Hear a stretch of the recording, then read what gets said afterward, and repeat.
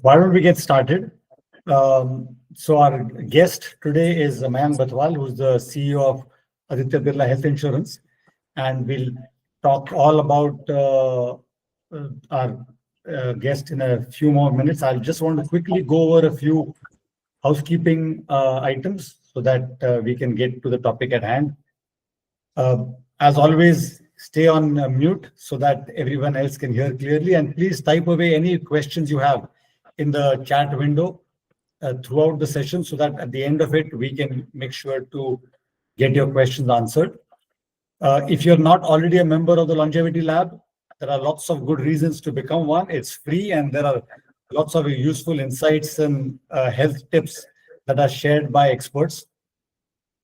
All you need to do is just scan the QR code or type in the URL at the bottom. Every week or so, we try and provide some new features for our community members. Some of you are already familiar, but we have introduced the sub-community feature. And so we have various sub-communities like women's health, heart health and diabetes, elder care, weight management, strength and mobility, and children's health as sub-communities. And now we're introducing 3 more in the coming weeks: breathing techniques, healthy recipes, and sleep and stress management. Yeah. There's a quick update on experts. So as you know, there are quite a few very accomplished doctors, dietitians on the community from around the world. So we have in the eye care, Dr. Ali Zaidi from UCSF, University of California, San Francisco. We have Dr. Hilary Lin from Stanford, who's now on the community. She's internal medicine and oncology. Dr. Renu Joshi from University of Pennsylvania. She's an endocrinologist. All of these are practicing doctors. Dr. Vijaya Parmeshwaran, who's a clinical nutritionist from Stanford.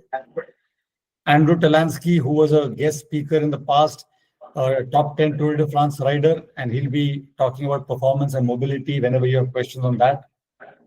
Dr. Simran Kapoor, who's also been a past speaker, was a doctor and also specializes in Ayurveda. Dr. Rashida Melankari, who's been there in lipidology and internal medicine. Dr. Swapna Gadgir Gambhir in lifestyle medicine. Dr. Sue Kerr from the NHS in mental health. Dr. Mitali Bide from KEM is a nephrologist. And Dr. Saurabh Sane from Sancheti Hospital, who's a physiotherapist and focuses on geriatric medicine. There are many more, but these are the ones that I've highlighted for our call today. So when you ask questions, one of these doctors will be answering them on the community. All right. Our speaker for next week is Dr. Mugdha Parasnis, and the topic is going to be everything everyone wanted to know about menopause. This is a very, very important topic, one that's really addressed, underserved. And so next week's talk will be on this. And so on to today's speaker. And as always, it's very difficult to compress the bio in 100 words, but we have that here. But I want to provide my own sort of introduction for Mayank in addition to what's already on the screen. Mayank, as I said, is the CEO of Aditya Birla Health Insurance, which is one of the youngest, what is called a standalone health insurer to have become profitable. And they have crossed 5,000 crores in just over 9 years. That is pretty impressive.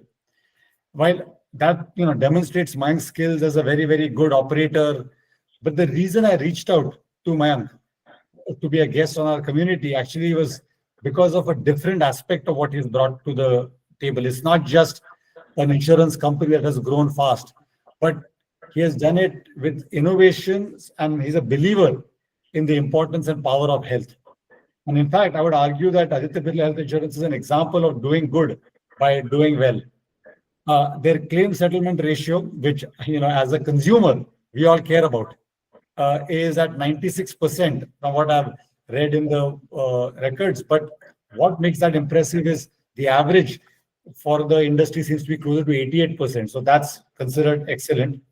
And another metric that I personally am a big believer in is Net Promoter Score. We talk about it in our own organization. And the Net Promoter Score for Aditya Birla Health Insurance is 62%. And I want to put that in perspective.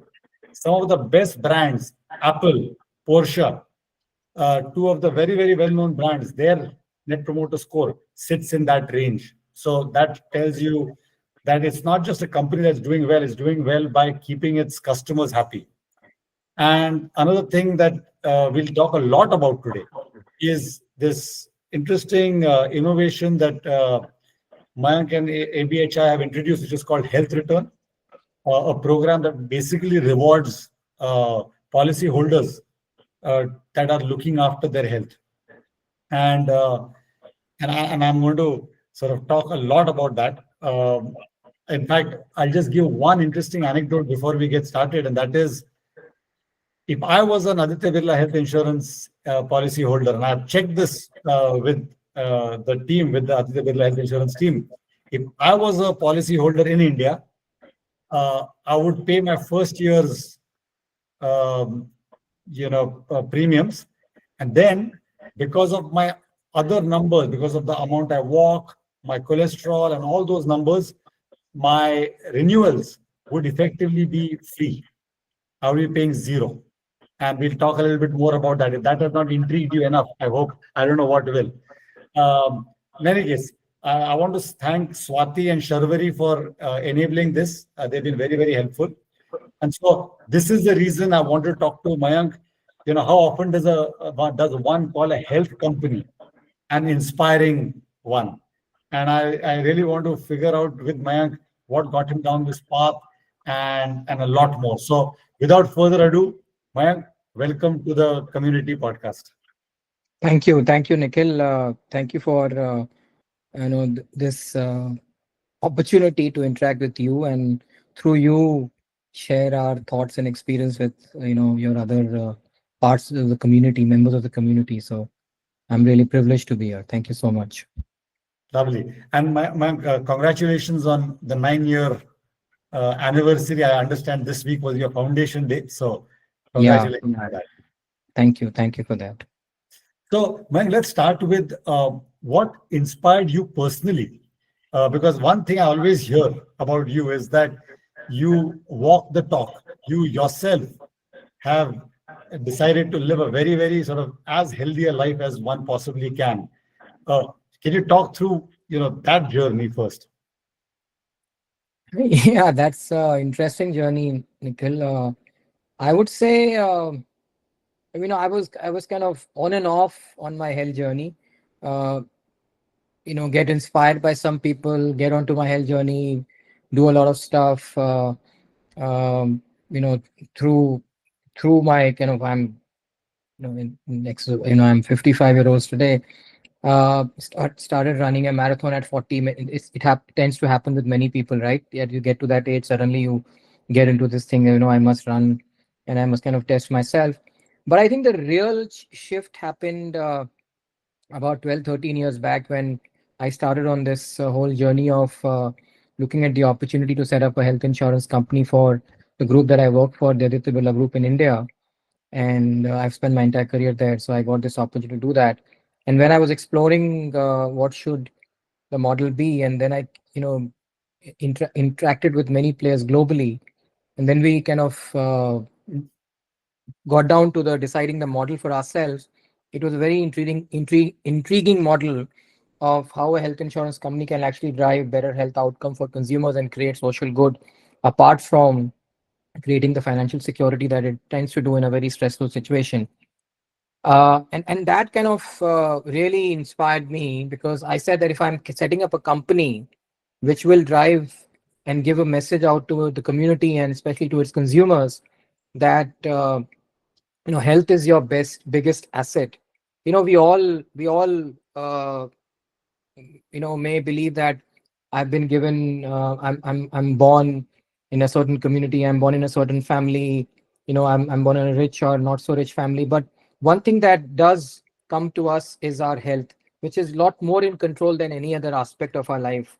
I'm not saying fully in control, because we may have certain conditions in which we live our life, but still it's a lot more in control. And to be your best version, you should be your healthiest version. I mean, I for a period of time we started kind of building that whole theme, and I kind of really realized that if really I have to live my life the best possible manner, I must pay attention to one aspect of my life, which is my health.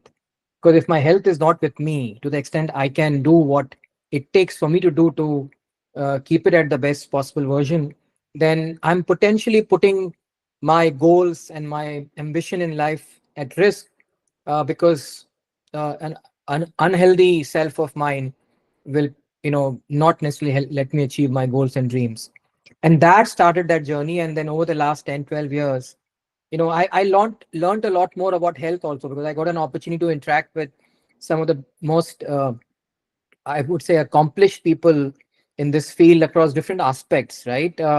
Whether it is the general medical world, or other aspects of health, which is right from physical to nutritional to even spiritual health.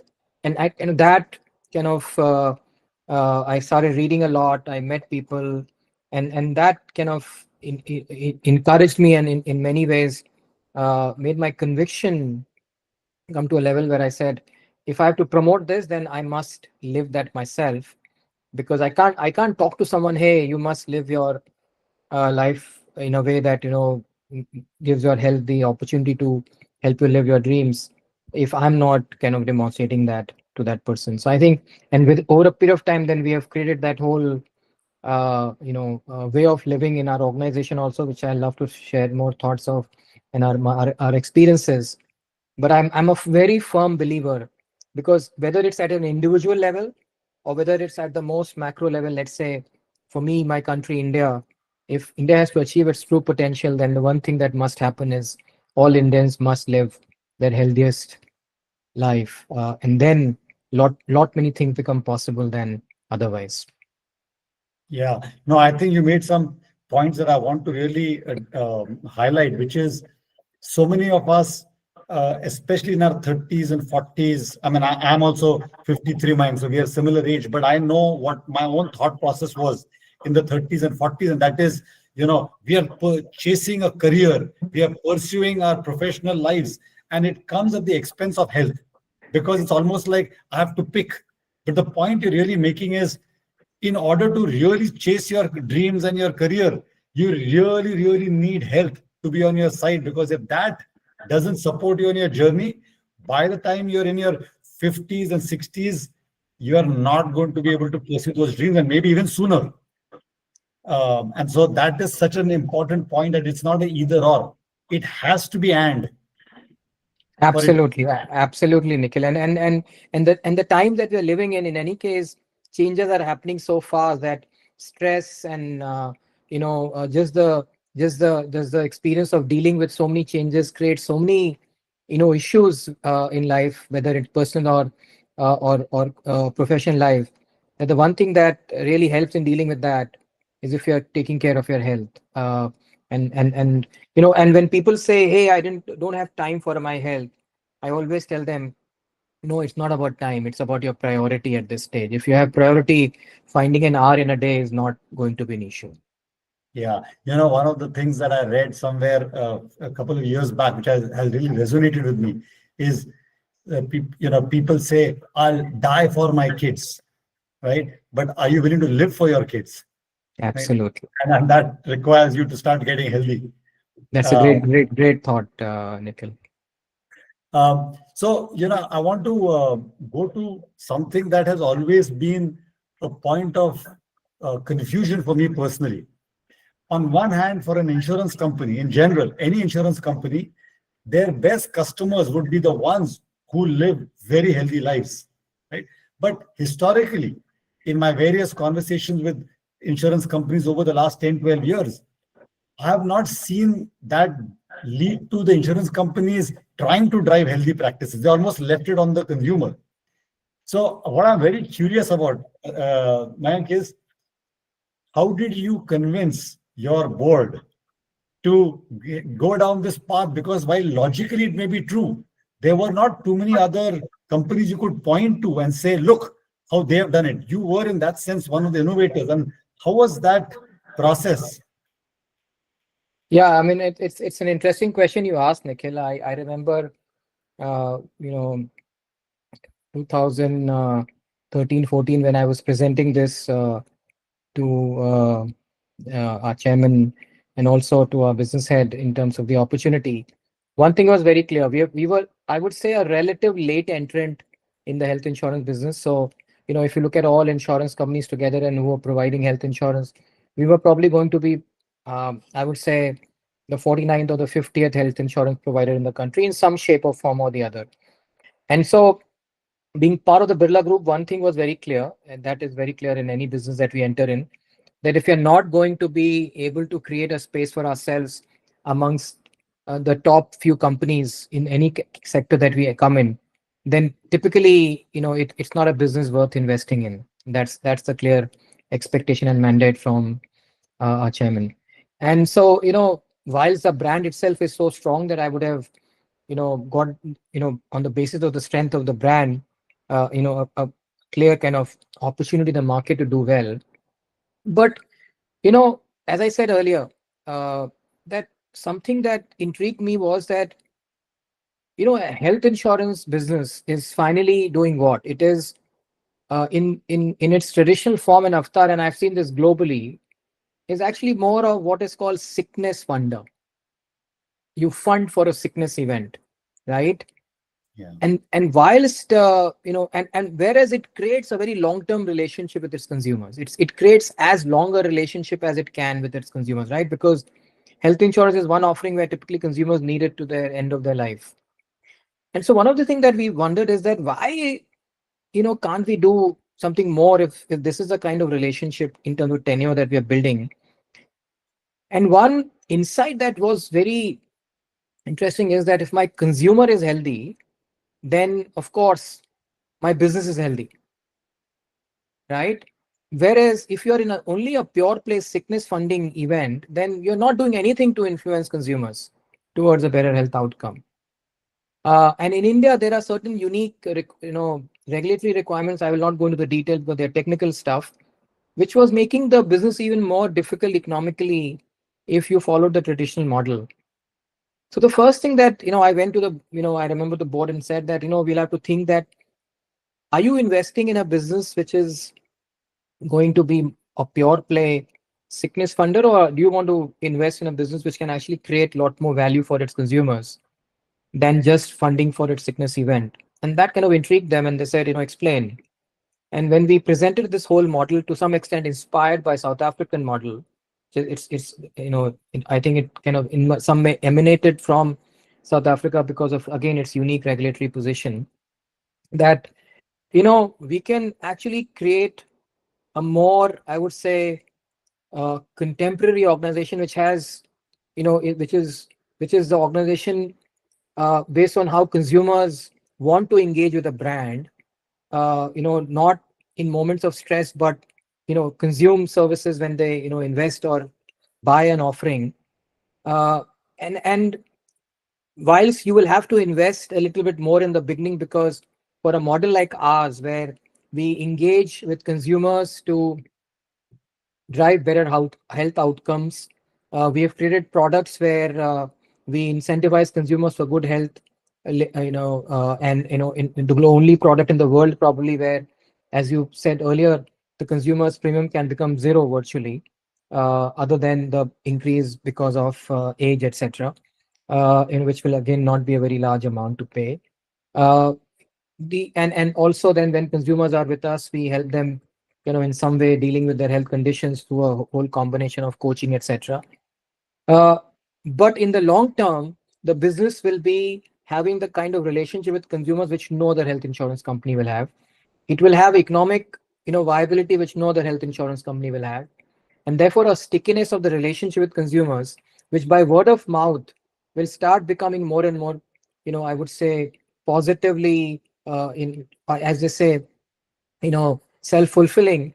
That was something that the I would say my board bought in, and chairman bought in, and he said, I think it looks like an interesting thing. There is clear economic viability also. It's not, and by the way, I keep telling everyone, we are not a charity organization. It's not that we invest for, we are in a business. We want to make money in this business, but through that process, we'll not only make better money than our competitors, but in that process also do a lot of social good, because we'll create a lot of happy consumers who will who will thank us for helping them a healthier life, and in that process live their dreams and goals and ambitions, not for themselves but also their family. Because please remember, health is a family subject, health is not an individual subject.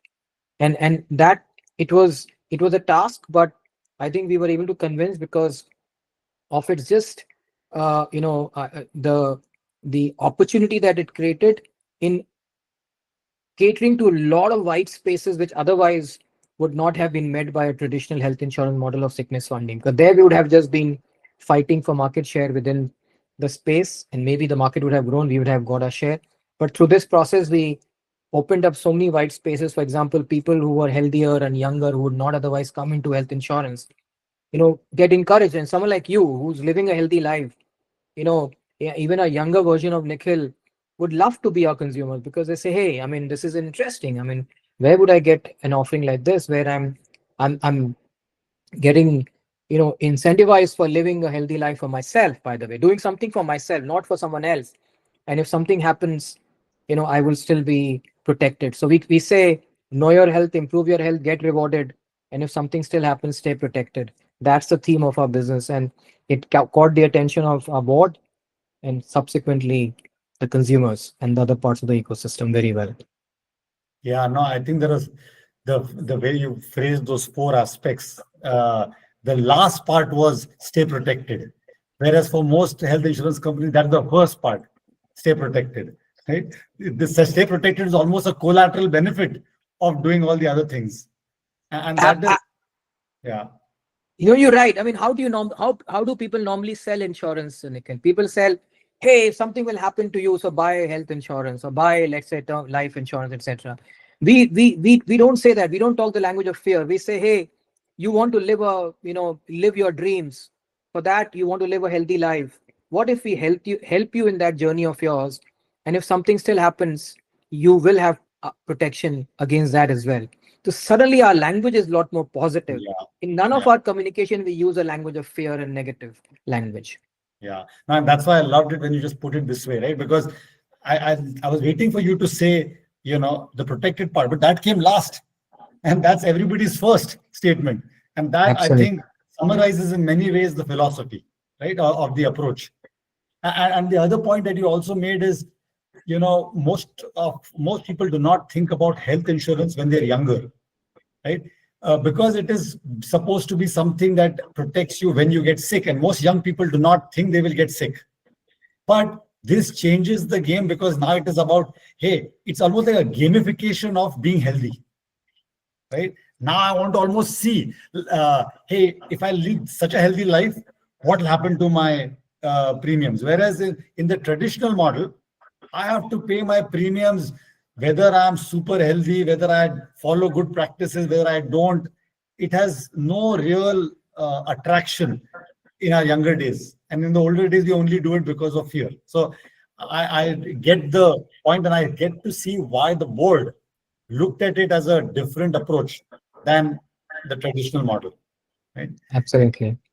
So now you've convinced your board, you've got the green light, you're moving forward, and then you referred to something earlier in our conversation, Mayank. You said even your own organization lives the like walks the talk. You talk about like how you've kind of created that culture internally. Yeah. So you know uh, when one thing that you know I got inspired by Simon Sinek, Mhm. who's brought in this concept of why a lot more to the fore, right? Why of the business is very important, right?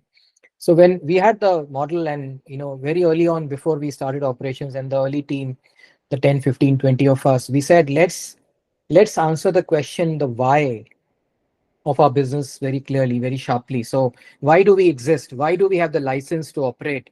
And we crafted what we call our purpose, empowering people to lead healthier lives. And that is in many ways the essence of our model. This is what we kind of do every day. Every time we face a question of whether to do or not to do, we say, if the answer, we ask this question, will it help in furthering the cause of our purpose? And if the answer is yes, go ahead, even if it means that it will be difficult in the beginning.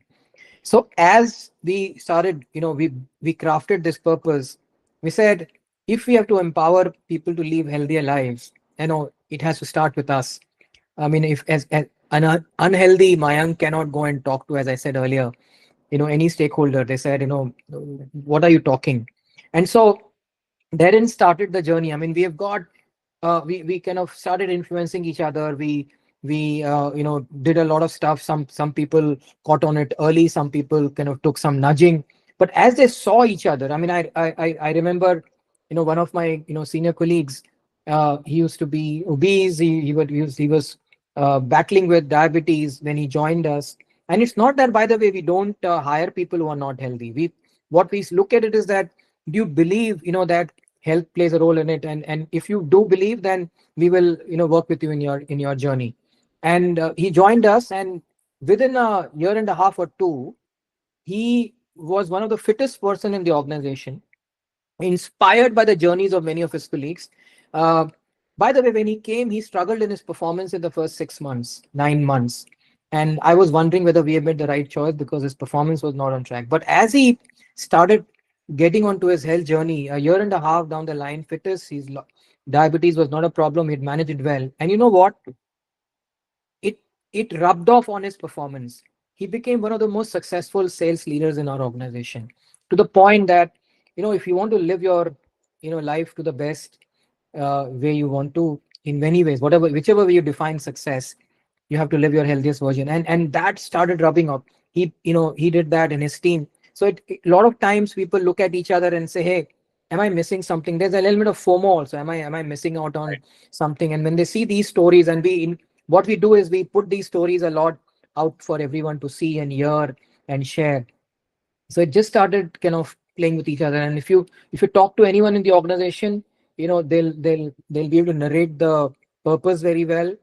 They get inspired by not only living it themselves, but every time they make this impact on every other stakeholder, whether it's consumers, even our distributors, by the way, kind of many of them live this journey themselves. So it's about, just it rubs off on each other. I mean, it just amplifies once some everyone does it, and so many people join us, and then they get on this journey, and they just, even if they leave us, I even people who are no longer with us for whatever reason, they never forget this part of their experience with us, on how it kind of and by the way, many of them not only did it for themselves, but for their family as well.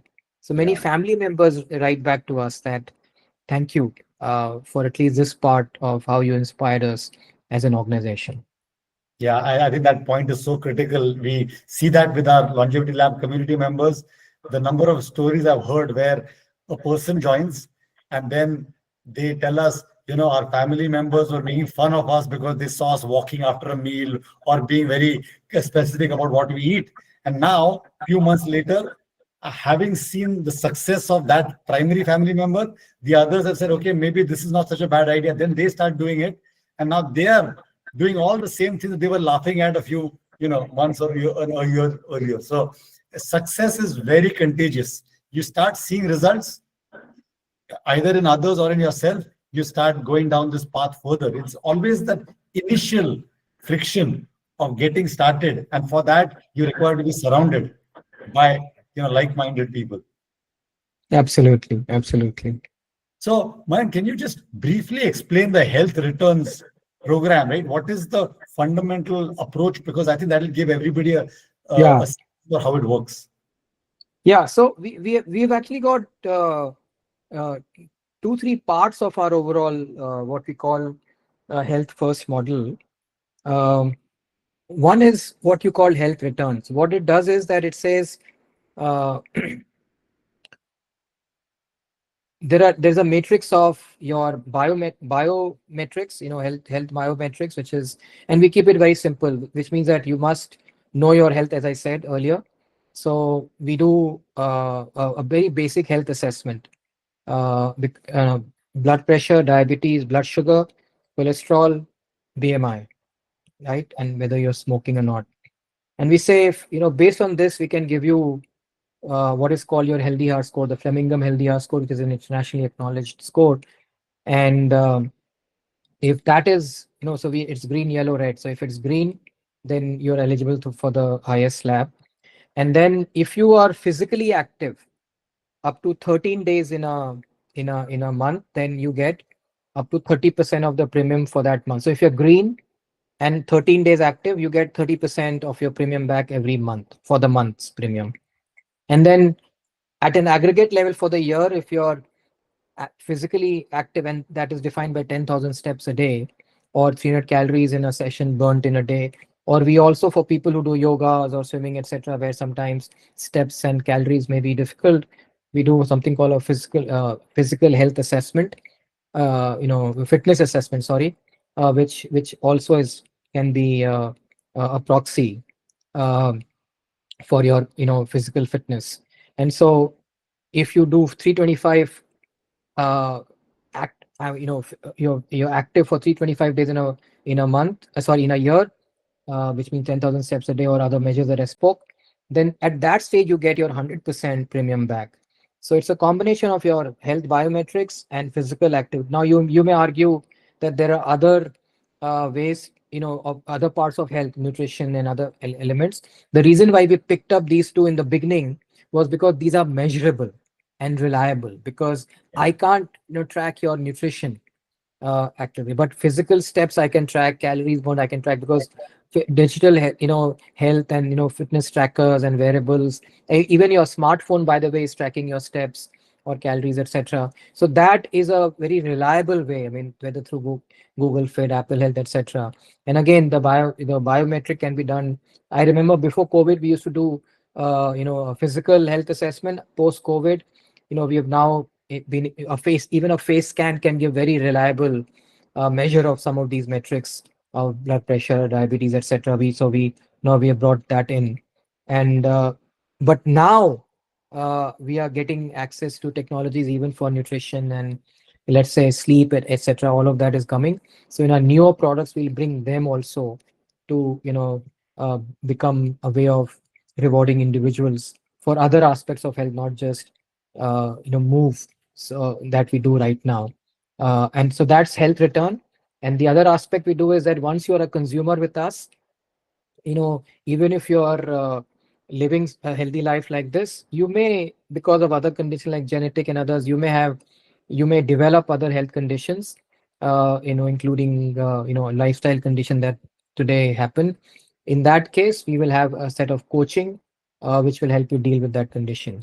And then we do what is called population health management, where we have data for our entire cohort of consumers. So people who live life with some high health risk, we offer them access to health coaching, etc., through a set of partners and our own capabilities. So we look at the whole length and breadth of what is required to do to drive. And we are, by the way, Nikhil, we are learning in the process. I don't think so we've achieved everything. Health, I think as a science and is emerging. There are lots of stuff happening. Longevity, stuff that you're driving, what's happening in that area better than me. But the best thing that has happened is access to digital health, and the way digital therapeutics and digital health is now expanding the opportunity to engage with consumers is just amazing. So we were tempted to keep it simple in the beginning, but now to bring in newer we have got lots of insights on how consumers respond to what kind of stimuli, and therefore we now think that based on those insights, we are redesigning our products to cover other aspects as well. And we're very excited with that as we move ahead.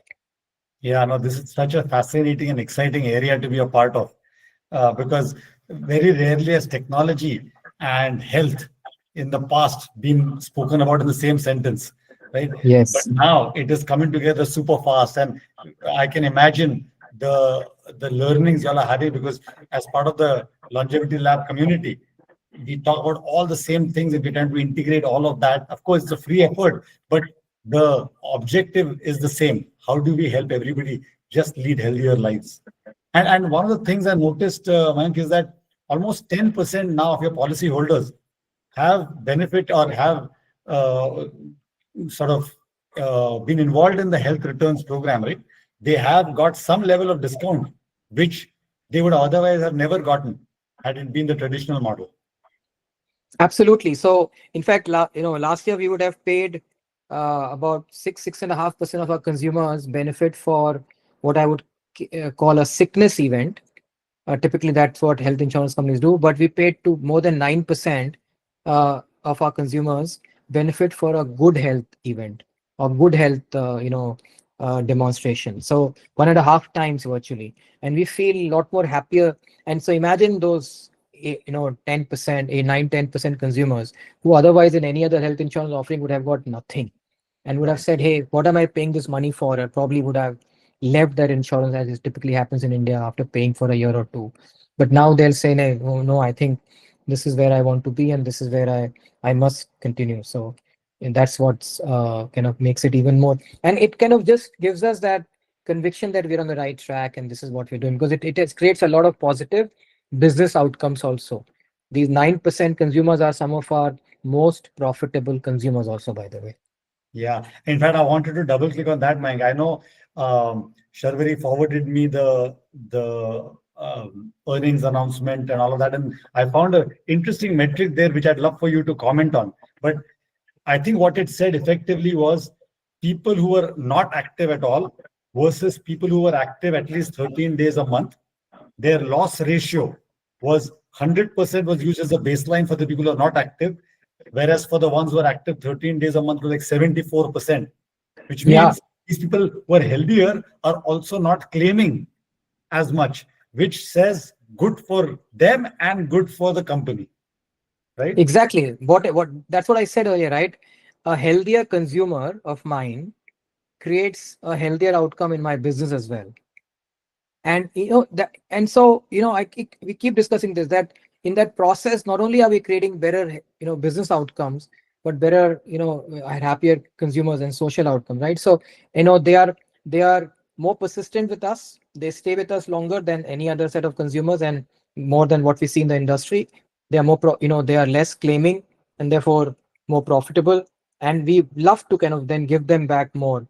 So sometimes people ask me that I remember when we first designed the 100% premium back product, some people asked me that, what kind of a business are you running? I mean, when will you ever make money if you give your premium back, right? I said, see, firstly, I don't expect everyone to be at that range of things. So, let's be honest, not everyone will give 100%. But my average uh, claim size in a year, Nikhil, is about $80,000. My average premium ticket size is about $30,000. So I said, if I have to give 100% premium back, I would rather give 30,000 than an 80,000. Doesn't it make complete business sense? So, every aspect of our model is self explanatory and self fulfilling. So it makes complete sense. And the only thing I'm waiting for is for all other insurers to follow suit, because that will suddenly take the health insurance industry as a category to a very different level in the eyes of the consumers. Yeah. And that's why I call this session the business of health. Because we keep talking about, hey, live a healthy life because it will lead to a better you. It will help you live better in your 60s, 70s, and 80s. But there is a third component which we've always spoken about conceptually, but now it is no longer conceptual. Now it is practical, and that is, it is actually rewarding for you as an individual to your pocketbook to live a healthy life. It's not just about what will happen 20 years from now. It's about what's going to happen this year and next year to your pocketbook to Absolutely. living healthy lives. And that to me is it sort of closes the loop on the argument about why one should live a healthy life. Absolutely. Right. So, when we spoke about wearables, I mean, they're a critical part of you pulling in data to understand if somebody's on track. And that world has been evolving very fast as well. Started with trying to close the loop on the Apple Watch for steps, and now it's doing so much more. Where do you see this? Like you already spoke about how there are more exciting things coming down the pike, but do you see more and more people starting to use wearables? Is the type of information you're getting from that more and more for you to create and think about different ways of doing things? No, absolutely. See, one thing clearly has changed, we have seen after COVID, is the consumers, and I think this is a global trend, and so is in India, that the focus on health has definitely shifted towards a positive. people are now giving health, more, clearly a much bigger priority than they used to do earlier. There is a lot more awareness, and there's not more willingness to do something about it.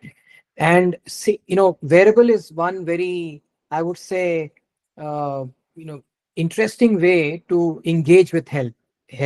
Yeah. Whether it is the regular wearables, whether it's the Apple Watch, whether it's the rings today, the auras and the ultra humans, whichever way, right? I mean, different consumers experience different stuff, and then they go on to think. So, we sometime back we said that whilst people may have, of course, have their smartphone, should we try and add a wearable to our product, that consumers can get access to a wearable also if they buy a product of ours, and that wearable will come to them at the cheapest possible price they can get in the market. And we tied up with a partner called Noise is the largest wearable manufacturer in India today. Right. And I kind of I met their founder and CEO Amit, and we discussed this and said, why don't we try doing this? I think today we must be outside of the regular distribution system in the normal. We must be one of the largest sellers, distributors of their wearables today in the country, selling uh, 20,000 odd wearables every month. Wow. Which so you know the point is that, and consumers are loving that experience. The consumers who are on wearable, they're engaging more in all aspects. And the cost is not much of that, because we started with a basic version. We are now going to explore the other versions themselves. So similarly, we see many people using other forms of wearable because we get the data, whether it's from Apple Watch or in the rings, etc. So clearly there is a trend, and by the way, it's not just the young community. It's even people of middle age and above also. They love exploring some of these things, and they just explore the data. They just get hooked onto it. Hey, what is my let's say if it is they're tracking sleep, what is my sleep score, or if they're tracking regular, am I tracking my steps? So on the we get complaints from people. Yesterday I walked 10,000 steps. You've given me 9,680 steps. You have not given me 10,000. So something is wrong, and people will fight. People write passionately that you've not given me, I this is not fair. And I love that, that, because it just gives sense that, okay, I think this is a good problem to solve, right? The consumer is saying you've not given the right steps. Of course, there are various reasons, phones, etc. When did they sync and all of that, but it's a good problem to solve. So these are, versus, oh, you didn't give me a claim, versus, hey, you didn't give me the right number of steps for the day, or I did the digital health scan on your app, and I think I'm good health condition, but your system has given me a amber score. Why is it not green? There's something wrong, and we'll explain them. You probably didn't do that in ambient lighting. Maybe you did that in dark, and therefore the score. So it's very interesting. People are now wanting to engage in the area of health in many ways, and wearable is a great way to do that. And with more and more stuff coming on, uh, it's no longer just, by the way, what it used to be seen. Many people used to see as a fad some time back. I think it's becoming real in Yeah. terms of consumers engaging with it now. Yeah. I can tell you from our experience, Mayank, what we have seen is earlier people only spoke about the steps, and but the wearables actually spit out a lot more information. But most of those terms are like black magic. Like most people, if you ask them what does heart rate variability mean, they have no clue. And so Correct. therefore they don't even try to think about it. But what we've seen on the longevity lab community is explaining the meaning of each of those terms, how to use it, how seriously to take it, and sometimes not take it too seriously, because each variable also has its own error rates. And when you start providing this bigger picture, I found people start really adopting them and start living their lives based on, my HRV is a little bit low for the last 4 days. I need a rest day before I, push my body further, or my resting heart rate, the days I drink alcohol, the next day my resting heart rate is poor. The moment they get that, and I can tell you my own kids, they are now in their mid 20s, and I've seen a transformation. The best gift I could ever give them was not lectures about why alcohol isn't great. It was actually giving them an aura ring. Okay, they started seeing what happens after an evening of having a drink. They started reducing their alcohol consumption to the point of now they don't want to touch it because, hey, that's spoils my sleep score. Right? Absolutely. Now creating an internal motivation rather than having to hear others give you, lectures about why one should not do something. Absolutely. Absolutely. Right? So, Mayank, of all the different things that you have seen, all the different interventions, nutrition, movement, sleep, stress, which ones, I mean, while all of them are important, from your both from your personal experience as well as what you have seen at the aggregate level of data, which ones, how would you prioritize them if you had to, tell somebody, if you had to focus on one thing, focus on this. If you could focus on two things, focus on these two. What would you say? See, as I said earlier, for us, the I would say the uh, longitudinal aspect of data is more in two areas. Which one is the some of the key biometrics and also the step data. So, but what we have seen is that even if we are able to get our consumers to do the most basic digital face scan, and for them in that process to know about some of the basic aspects of our health, what is my blood pressure, what is my blood sugar, how is my cholesterol doing. Of course, they know about their obesity by and large, BMI, etc. Many people are intrigued by the fact that they never knew that they were at risk. And when we even did it for our employees, I was shocked to see how many even young, employees were at risk of, were at just about pre-diabetes level and at risk, or blood sugar, blood pressure was at, as it, just about borderline, given the kind of life we live today. And so even that's why you say that, please, for God's sake, and it's different in different countries, but in India, for some reason we still believe in karma, right? That everything wrong will happen to others, not to us, because of the good karmas of our parents and our forefathers, and nothing, and so therefore nothing wrong will happen to our health also. So when we tell people go and have a health checkup, hey, no, no, no, no, what if something comes up, and in any case I'm okay, everything is healthy, right? So just the getting people to just go through that process of knowing their health itself is, has we have found so many people then start engaging. They just get intrigued that I must do something about it. But I think the this the we'll get more information on, I would say, nutrition as we launch it in full fledged. So far it's a pilot we do, but the steps thing, the physical movement piece, we have found to be very, very encouraging, because one, people find it that they can do it without any money to be invested, any cost. They can do it. Many consumers tell us that because we have to do 10,000 steps, I started walking from my home to the train station. I used to earlier take a rickshaw. I now walk that 10, 15 minutes. I take the stairs now, because so people, find it easier to respond to it. The only thing that we find is in the younger consumers, they don't like the idea of walking 10,000 steps. They feel it's not the most glamorous thing to do. So either they are gymming, or I think for them is where we are now trying to see what are the other levers. Maybe bring in some elements of, I would say, more gamified health engagement, covering all aspects of movement, nutrition, and so it's by segment. So we see people who are at 50 plus, 10,000 steps works very well for them, very well for them. In only thing is that we normally above 60 we say don't worry about 10,000. Even a 7,500 is okay. Don't over stress yourself. I think it's fine. So the moment you get into 45, 50, I think steps is not a problem.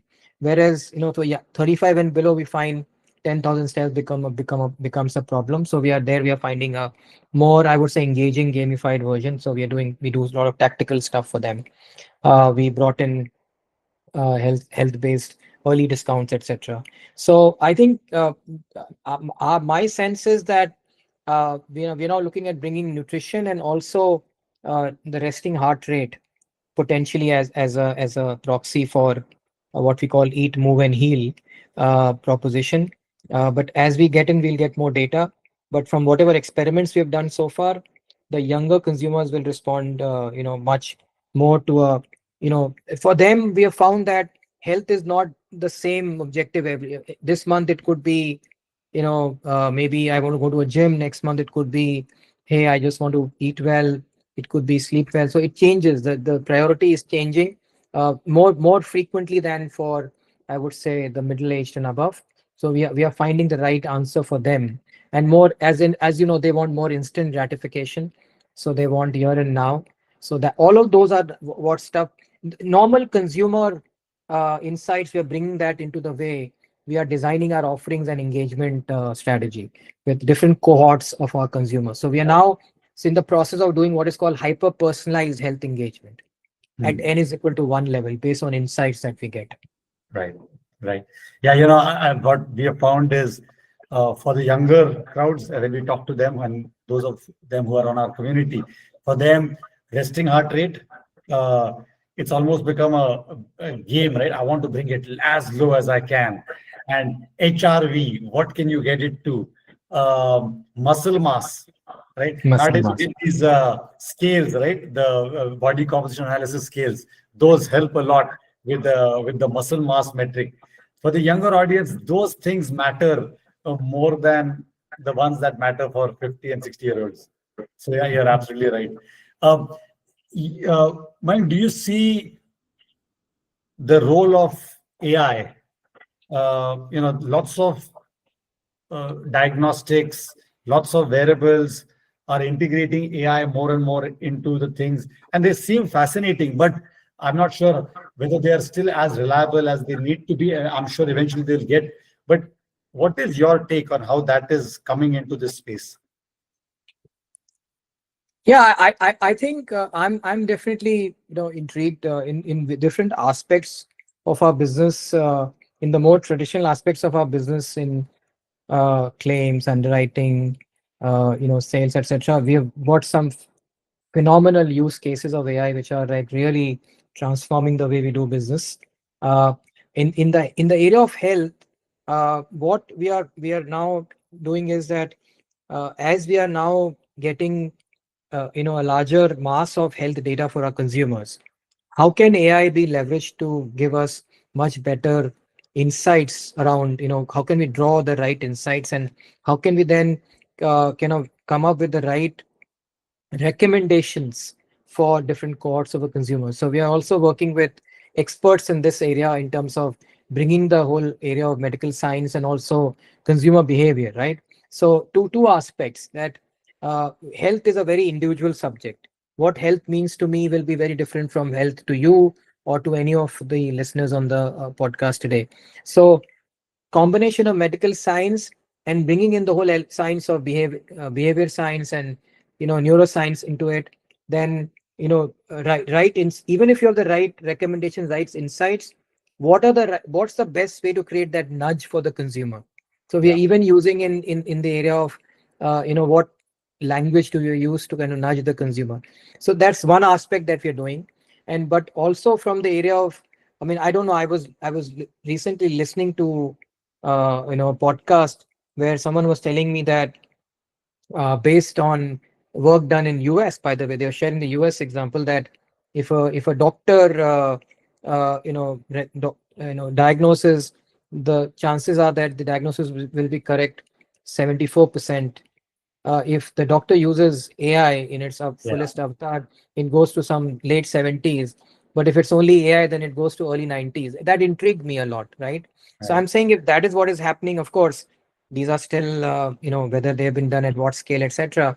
But I think we have to be cognizant of some of these developments, because just of the fact that can AI help remove some of the biases in the whole process, and also some errors, etc. So we are consistently engaging with experts in this area. We are experimenting with that. We want to be careful in any specific medical recommendation. We don't want to do that so early. But in many other areas, in terms of where it's about creating more engaged relationship, creating, I would say, where we know that this is what someone should do, then how do you influence the consumer? I think all of those areas, AI has become a very interesting area to leverage and use. And Yeah. it's self-learning, it's learning very fast.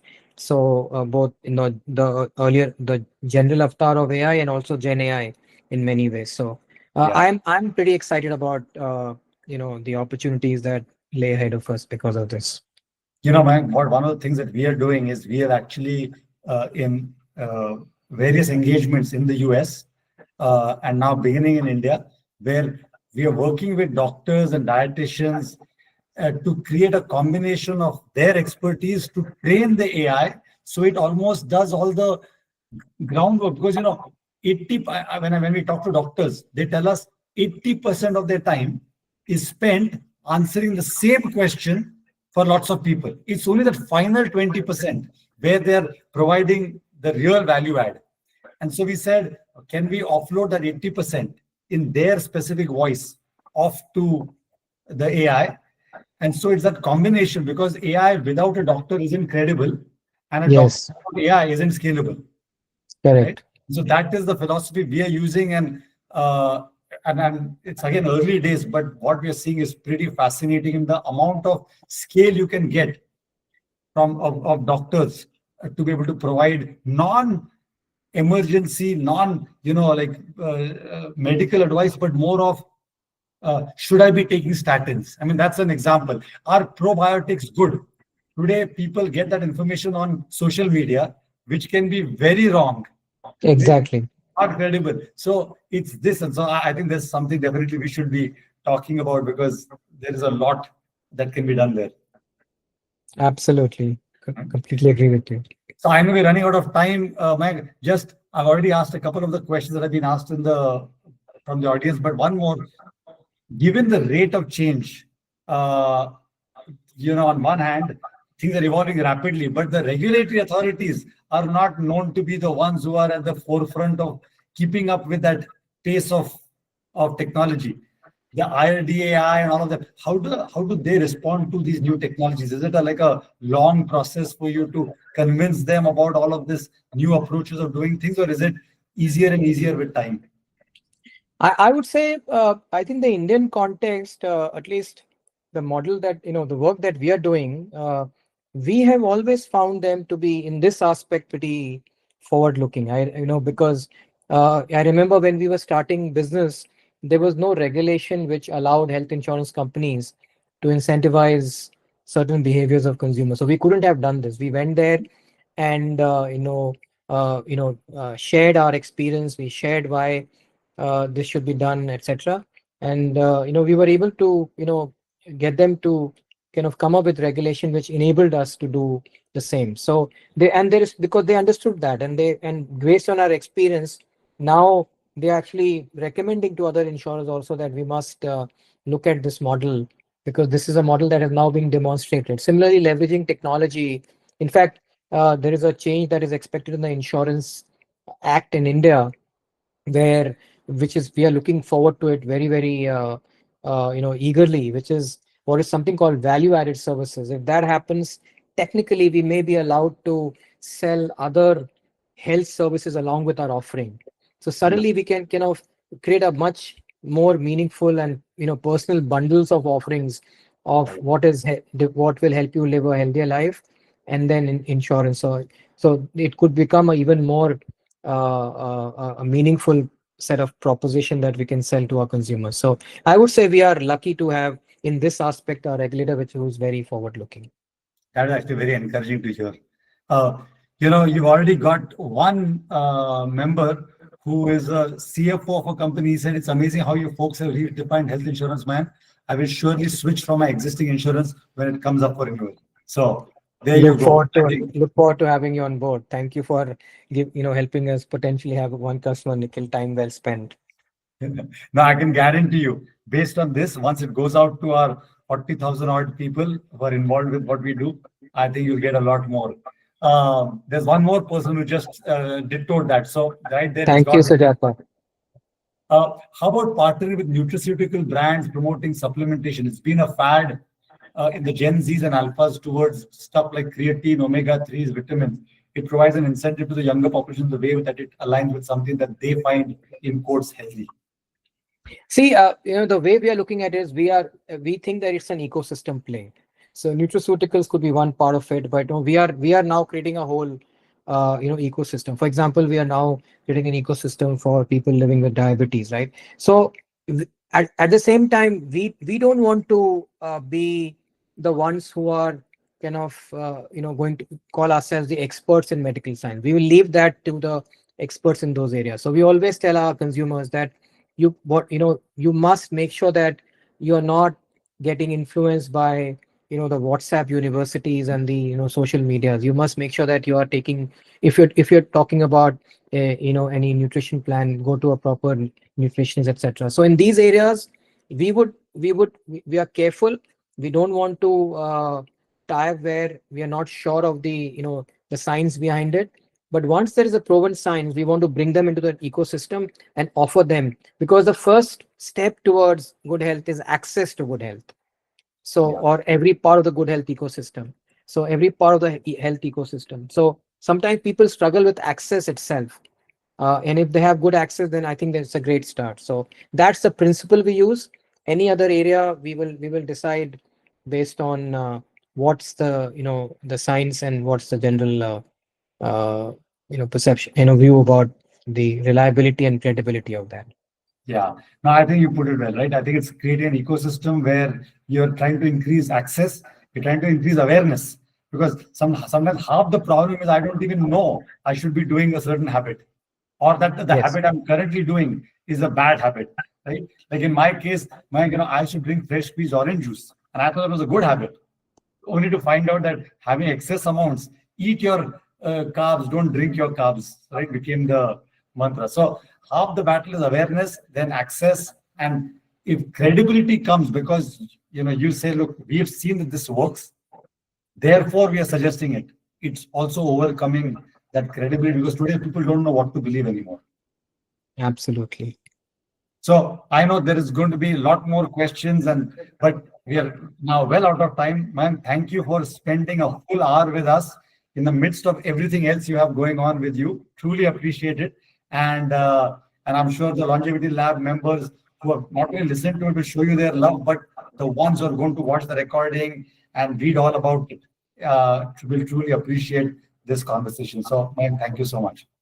No, thank you for the opportunity, Nikhil, and doing this all the way, away from US. Though US is where my two sons are also based, but I was in fact sharing with my two sons that I'm doing a podcast with someone who's really is excited, is doing a lot of work in this area. They were wondering, how did you end up getting this opportunity? I said, thanks to my colleague Swati and who connected us. But thank you for this opportunity. I do would love to stay connected, and if there's any way that I can be I can contribute to this wonderful work that you're doing, it will be my privilege, Nikhil. Lovely. All right. Thanks, Mayank, and thank you Thank everybody you. for listening have, in. have a good day, everyone. Thank you. Bye. Bye bye.